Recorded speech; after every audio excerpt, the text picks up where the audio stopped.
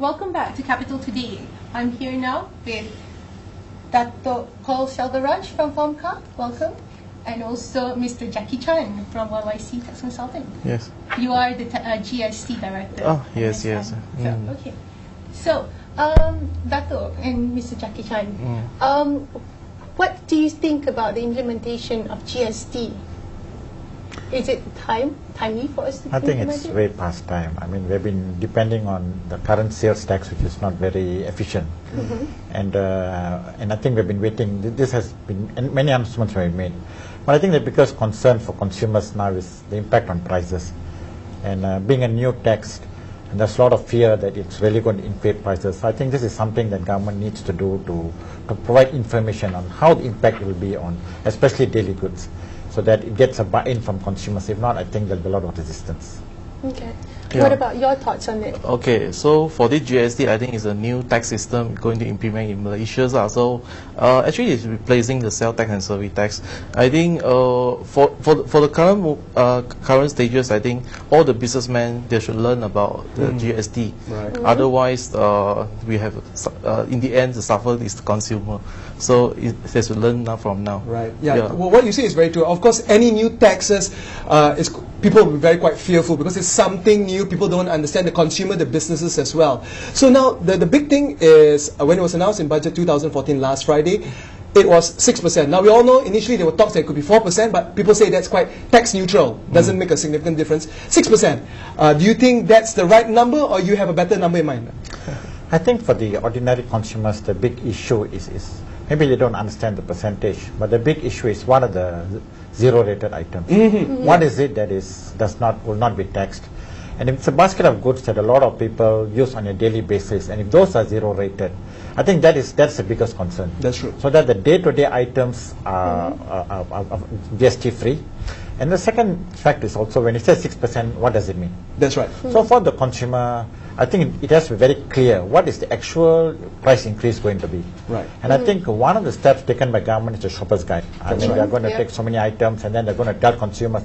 So once you're upfront with this and I know what is going to be the actual impact, I think that is where you get the buy-in. The before and after, so Yes, people can see before and after, tangibly with their own eyes what's the difference. And very important also, people will not take advantage. Our biggest concern was sellers taking advantage. Profiteering, right? Profiteering. I mean, that's one of the reasons we push for the Price Control and Anti-Profiteering Act. And now that it's in place, if consumers are aware of the pricing, then when retailers jack up the prices unreasonably, at least they have a basis to make price comparisons. And hopefully consumers will take this opportunity to ring up the necessary authorities to check, because we wouldn't want this to go on quite rampantly, right? What about yourself, Jackie? What do you think about 6%? Nice number, right number? I think to the consumers is any numbers they will still make a noise. I think so. 1% even still the make noise. 1% still make a noise. But for the 6%, right? I think it's a reasonable tax rate lah.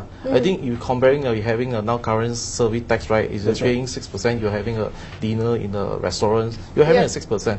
But for I think GST, you say that's the time I mentioned they abolish the current sales tax system, which is going to take out 10% sales tax. Actually, 6% and 10%, I think it should be lower.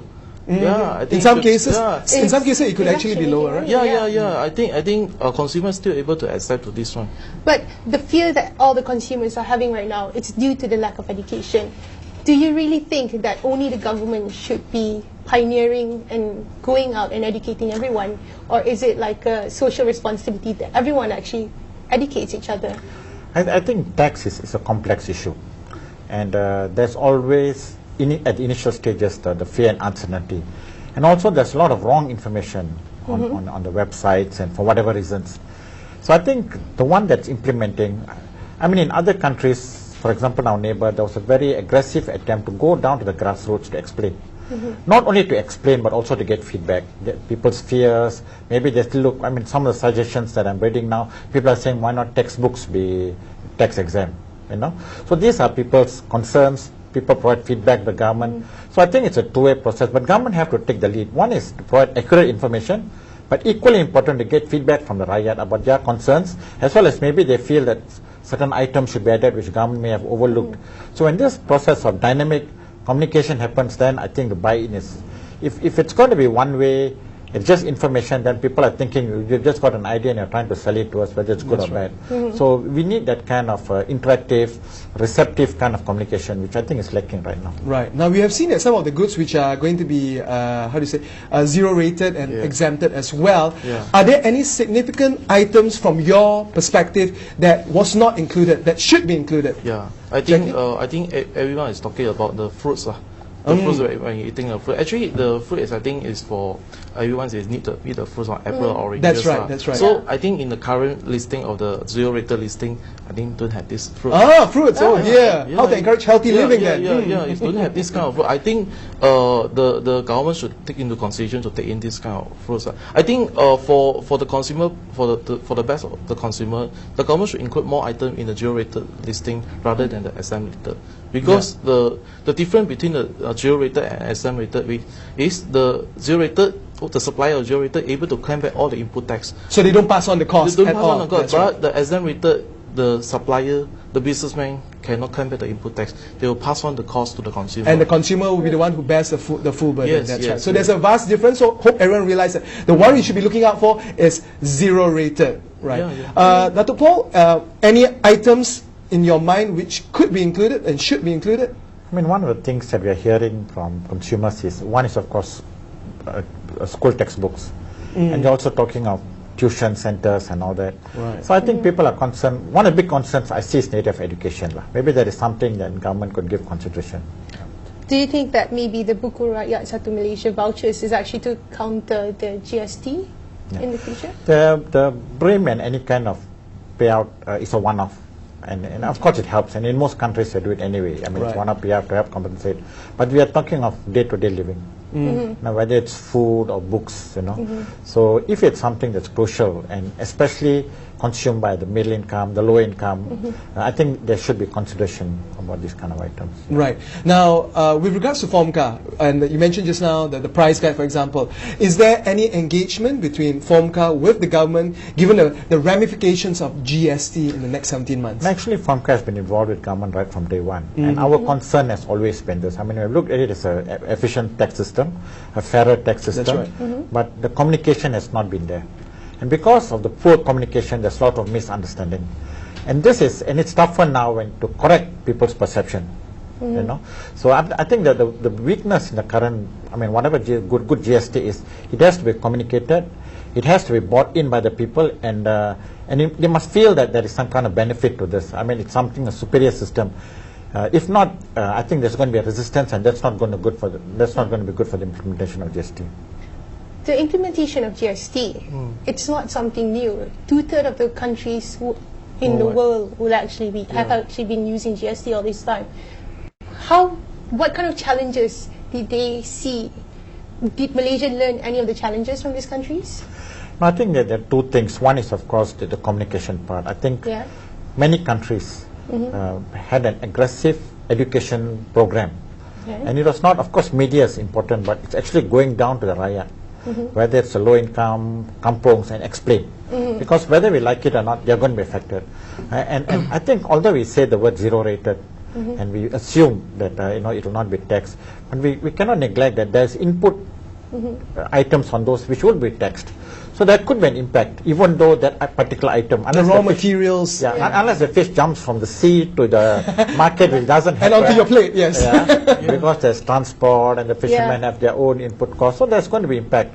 So people have to realize this. I mean, and I think the communication should be honest. Let's not say prices are going to decrease, you're going to have a better life, and then when you go to the market, prices actually increase. So we need continuous communication right down the grassroots, and also honest. Right. Now, this I would like to pose to Jackie.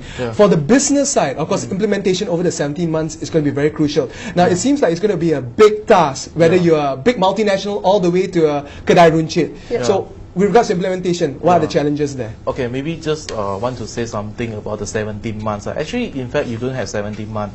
Actually, the GST registration process starts 6 months before the implementation date. Actually, on 1st October 2014, you should register. Right. You should register for yourself. So before this date, right, you only have less than a year's time to get you prepared for your system, for your staff, your customer, or your supplier, everybody is The entire value chain. yeah, the value chain, actively. everybody have know about GST. If everybody know about GST, you're able to get on the saving. Then the saving can pass on to the consumer. Otherwise, everybody will increase the price without the proper GST knowledge. Then it will be worse time. So it'll be a very busy year for you. Yeah, Coming ahead. actually for Good for business. for our company, actually we before our PM has announced in GST in the last Friday for the budget, but actually 1 year before we already started to do this awareness course. We do every month in our in-house. Every month we invite the public to come in for the awareness course. And recently a lot of association they invited us to give some awareness training to their members and association. We hope this one can help the business. Actually, what you're saying is very, very important to be Yeah. proactive, because I think one thing that Malaysian face, especially the public, is certain things being put off. For example, the minimum wage, which has been put off till January 1st next year. So is there concerns that due to people, businesses and all that, saying, we're not ready, can you put it up? Do you see that there's a chance of that happening? Yeah, yes, definitely. We did a survey during our public seminar. We did a survey. Yeah. 90% of the participants is not ready for the GST. So they say our PM just announced last Friday how you going to get us to get ready by today. I said, no, you should get ready from now. Right. Okay. Slowly, it's a So process. slowly it's a process. You should get ready. Yeah. Yeah. I Dr. think Paul? even the government should actually start Yeah. prompting businesses Because that it's been put off so many times, sometimes there's a That's bit of right. cynicism to That's it. Yeah. right. But anyway, the point is to move forward on this. So I think we just have to move forward both in terms of technology as well as mindset of the rakyat. Yeah. Yeah. And go in and do the education and what Yeah. needs to be done. Yeah. I think it's to move forward. That's right. No, we cannot do it at the last minute because it will create a lot of chaos. Especially this is a massive process, massive implementation that involves the whole country and everyone, in fact, Yes. from the Yeah. top all the way down.